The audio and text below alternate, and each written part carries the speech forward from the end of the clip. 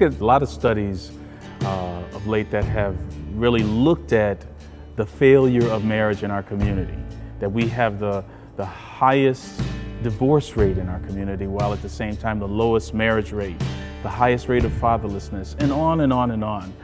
Sometimes that can make you cynical, or it makes you wonder, what's the point? Why even bother? And we want to encourage you to really believe that you can, that despite all the negativity that seems to be put on us or around us, that this is in fact doable. If you look for success, you will find it. If you look for models of marriage in our community that are doing it, not doing it perfectly, none of us do it perfectly. We've been at it for 38 years, and we don't do it perfectly, but we do it good. We do. We are a good couple, not because we're perfect, but because we're committed.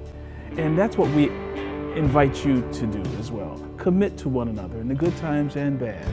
And you can be that model of success for our community that gives evidence of what's doable.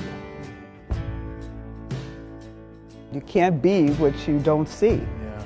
And so what we have always had throughout all of those years of marriage is a mentor couple.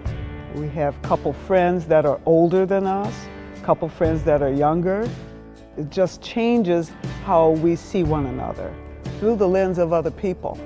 And when we're in some of the most difficult trials of our lives, that we have people around us who've been through it too and have survived it, have been victors.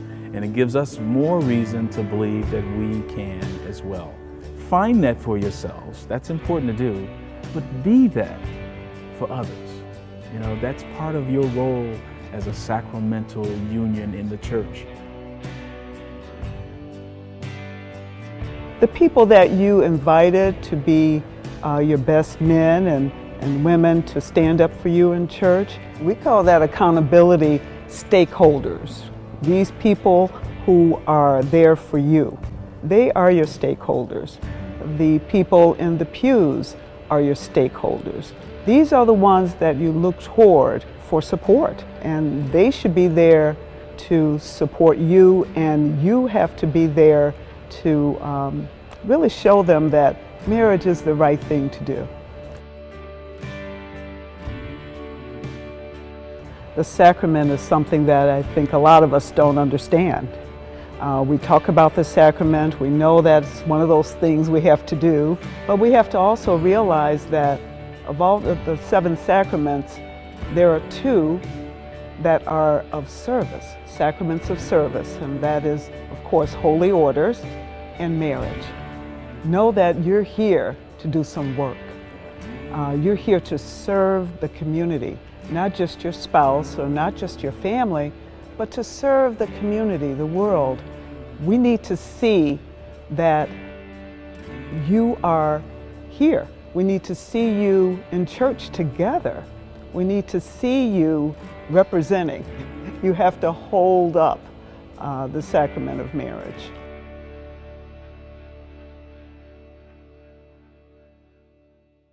The more we embrace it, the stronger we are. Certainly, it's important for us to develop in ourselves good communication skills and nurture those dynamics between us as a married couple. But that's not all there is.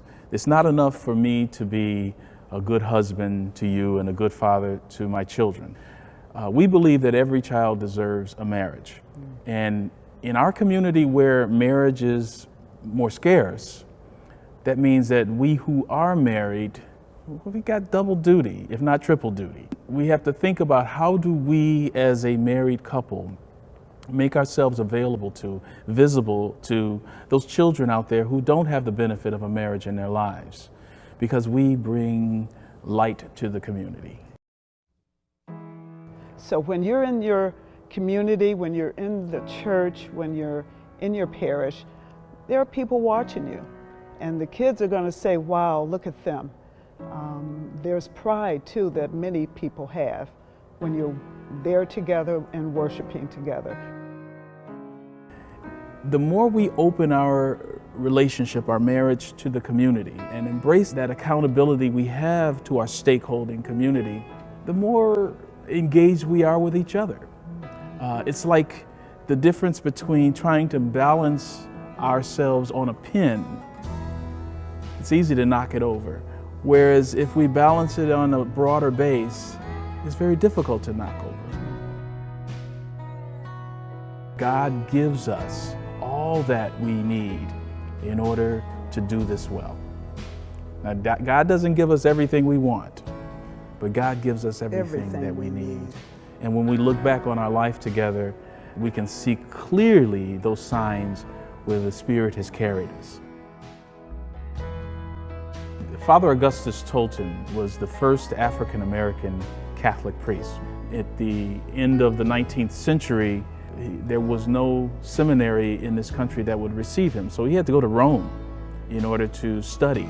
And he established the first Black Catholic parish. He was a man who, despite the trials and despite the adversity he had to face, he was a man that was full of the Lord. So we invite you to pray to Father Augustus Tolton, to intercede and bring you some of that joy that he enjoyed in his life. Especially during those times of difficulty in your relationship.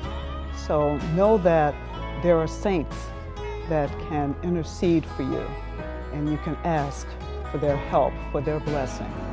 The African American community really takes seriously the ancestors, and the saints of our church the same way. Congratulations for making this bold decision to make a promise for a lifetime. Congratulations to the community as a whole. We need Black couples. We know that it's difficult. You may not have models of marriage in your family. You may not have married friends. Be encouraged. Know that you're doing the right thing.